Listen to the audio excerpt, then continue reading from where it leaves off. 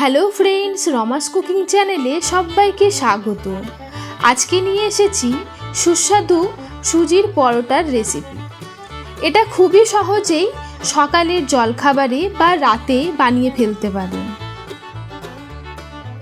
প্রথমেই 1 কাপের মতন সুজি নিয়ে নিলাম। দেব এখানে সামান্য পরিমাণে লবণ। ভালো করে সুজির মধ্যে লবণটাকে মিশিয়ে নিলাম।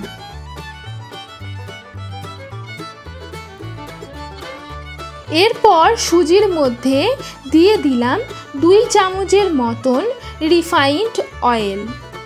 এখন গ্যাসের ফ্লেমটাকে লো টু মিডিয়ামে রেখে সুজি ও তেলটাকে ভালো করে মিশিয়ে নেব।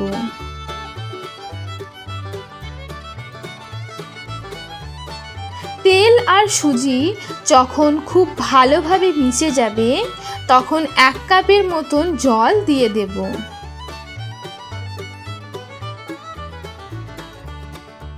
এখন গ্যাসের ফ্লেমটাকে লোতে রেখে ভালো করে সুজিটাকে নাড়াচাড়া করতে থাকব। কন্টিনিউ নাড়াচাড়া করতে হবে, তা না হলে সুজি দলা বেঁধে যাবে। মোটামুটি 2 থেকে 3 মিনিটের মতন নাড়াচাড়া করতে হবে। যখন কড়া থেকে সুজিটা উঠে উঠে আসবে তখন কড়া থেকে নামিয়ে নেব একটা পাত্রে। সুজিটা গরম থাকা অবস্থাতেই দিয়ে দিলাম বড় চামচের 2 চামচের মতন আটা। আপনারা চাইলে এখানে আটার পরিবর্তে ময়দাও ব্যবহার করতে পারেন। ভালো করে আটা আর সুজিটাকে হাতের সাহায্যে মেখে নেব। আমি এখানে 2 চামচের মতো আটা ব্যবহার করলাম। যদি আপনাদের মনে হয় আরও একটু আটার প্রয়োজন তো সেটা আন্দাজ মতো এখানে দিয়ে দেবেন।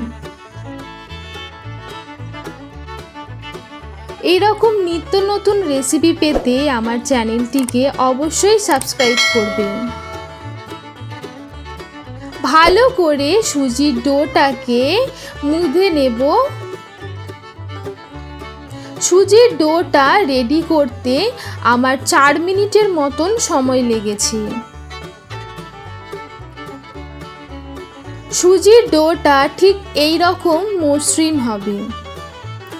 এরপর সুজির ডো থেকে লেচি কেটে নেব। লেচিগুলো একটু বড় সাইজের নিতে হবে। এখন আটার সাহায্যে লেচিগুলোকে বেলে নেব।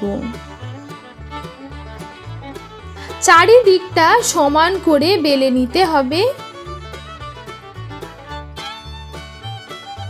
যেহেতু সুজির পরোটা তাই চারিদিকটা একটু ফাটা ফাটা হয়ে যায়। আপনারা চাইলে এই রকম নর্মাল শেপেও পরোটাগুলোকে ভেজে নিতে পারেন। আমি পরোটাটাকে একটু সুন্দর শেপ দেওয়ার জন্য একটা থালা ব্যবহার করলাম।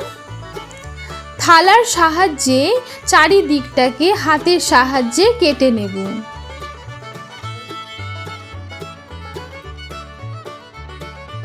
থালার সাহায্যে একটা সুন্দর শেপে কেটে নিলাম। এরপর তাওয়া গরম করে নিয়েছি। পরোটাগুলোকে মিডিয়াম ফ্লেমে সেঁকে নেব।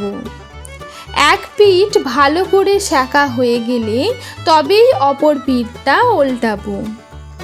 আপনারা যদি পরোটা খেতে না চান তাহলে রুটি করেও খেতে পারেন। সেক্ষেত্রে একটু সময় নিয়ে তাওয়াতে রুটিগুলোকে সেঁকে নিতে হবে। সুজির রুটিও খেতে বেশ ভালো লাগে।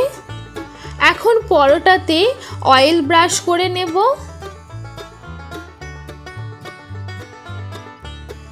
উল্টে পাল্টে ভালো করে ভেজে নেব।